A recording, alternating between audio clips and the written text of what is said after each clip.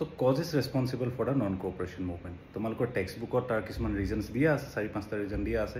তোমালোকে যদি ডাটা মাৰিব বিচাৰা ডাইৰেক্টলি গৈ কিতাপৰ পৰা সেইটো কৰিব পাৰা। কিন্তু মই সদায় ষ্টুডেণ্টছবিলাকক কওঁ বা মোৰ লাইভ ক্লাছেছত যিবিলাক ষ্টুডেণ্ট জইন হৈ আছে তেওঁলোকক মই সদায় কওঁ যে তোমালোকে কেতিয়াও ডাটাবাজিৰ ওপৰত ডিপেণ্ড নকৰিবা, বিকজ তেনেকৈ হ'লে তোমালোকে কেতিয়াও মজা নোপোৱা, কেতিয়াও ৰস নোপোৱা ছ'চিয়েল ছায়েন্সৰ ওপৰত।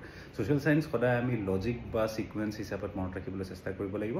আৰু সেই পাৰ্টিকুলাৰ কণ্টেক্সটতে মই তোমালোকক আজি কেইটামান পইণ্ট ইয়াতে কৈ দিছোঁ কেনেকৈ তোমালোকে মনত ৰাখিব পাৰা causes responsible for non cooperation movement. ঠিক আছে, আটাইতকৈ ইমিডিয়েট যিটো একেবাৰে most essential reason behind non cooperation movement আছিলে সেইটো হৈছে খিলাফত মুভমেণ্ট। ঠিক আছে, যে আমি দেখিছিলোঁ যে কেনেকৈ 1919 ৱৰ্ল্ড ৱাৰ শেষ হোৱাৰ পাছত যেতিয়া ব্ৰিটিছে টাৰ্কিৰ কালিফজনক নিজৰ পজিশ্যনৰ পৰা আঁতৰাই দিছিলে তেতিয়া খিলাফত মুভমেণ্ট ষ্টাৰ্ট হৈছিলে আৰু ইণ্ডিয়াতো খিলাফত কমিটি ফৰ্ম হৈছিলে আৰু সেইটোৱে আছিলে আটাইতকৈ immediate reason for non cooperation movement. কিন্তু তাৰ লগত আৰু কিছুমান জড়িত ফেক্টছ আছিলে আৰু কিছুমান জড়িত কজেছ আছিলে যোনে নন কোঅপাৰেশ্যন মুভমেণ্টটোক ফাইনেলি শ্বেপ কৰিছিলে। তাৰ আটাইতকৈ প্ৰথম ইম্পৰ্টেণ্টটো হৈছে যে participation in the world war 1। ব্ৰিটিছে বা ব্ৰিটেইনে যে ইণ্ডিয়াক পাৰ্টিচিপেট কৰাই দিলে ৱৰ্ল্ড ৱাৰ 1ত বাই ডিফল্ট নোসোধাকৈ ইণ্ডিয়ান লিডাৰবিলাকক without participating without discussing with the Indians, that was one of the major reason of dissatisfaction among the Indians.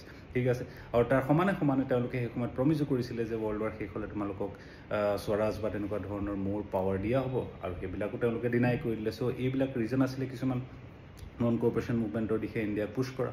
Plus তাৰ লগে লগে কিছুমান ৰিপ্ৰেছিভ মেজাৰ্ছ যিবিলাক ব্ৰিটিছে লৈছিলে, ফৰ এক্সাম্পল ৰল এটেক আমি দেখিব পাইছিলোঁ, জালিয়ানৱালা বাগ মেছাকাৰ আমি দেখিব পাইছিলোঁ, বা overall economic exploitation of India by the British দেখিব পাইছিলোঁ। চ' এই গোটেইবিলাকে কি হয়, এই গোটেইবিলাকে আছিলে causes responsible for the non cooperation movement. So' very simple, ৰাট্টাবাজি কৰা কোনো দৰকাৰ নাই। একেবাৰে ইমিডিয়েট ৰিজনটো প্ৰথমতে আমি মনত ৰাখিব লাগিব যে Khilafat movement was the most immediate reason, আৰু তাৰ লগে লগে আমি এটা ছিকুৱেঞ্চত মনত ৰাখিব চেষ্টা কৰিব লাগিব যে 1914ত ৱৰ্ল্ড ৱাৰ ষ্টাৰ্ট হোৱাৰ দিনৰ পৰাই কেনেকৈ ব্ৰিটিছে ইণ্ডিয়াৰ মানুহৰ কনচেণ্ট নোলোৱাকৈ, ইণ্ডিয়াৰ মানুহৰ নুসুধাকৈ কেনেকৈ গোটেই ডিচিশ্যনবিলাক লৈ আছিলে, ইণ্ডিয়াক পাৰ্টিচিপেট কৰাই দিছিলে ৱৰ্ল্ড ৱাৰত, ইণ্ডিয়াক প্ৰমিছ কৰি পেলাই লাষ্টত ডিনাই কৰি দিছিলে, তাৰপিছত ৰল এটেক টানিলে, তাৰপিছত জালিয়ানৱালা বাগ মেছাকাৰ আনিলে। এই গোটেইবিলাকে মিলি কি হৈছে causes of non cooperation movement বুলি আমি ক'ব পাৰোঁ।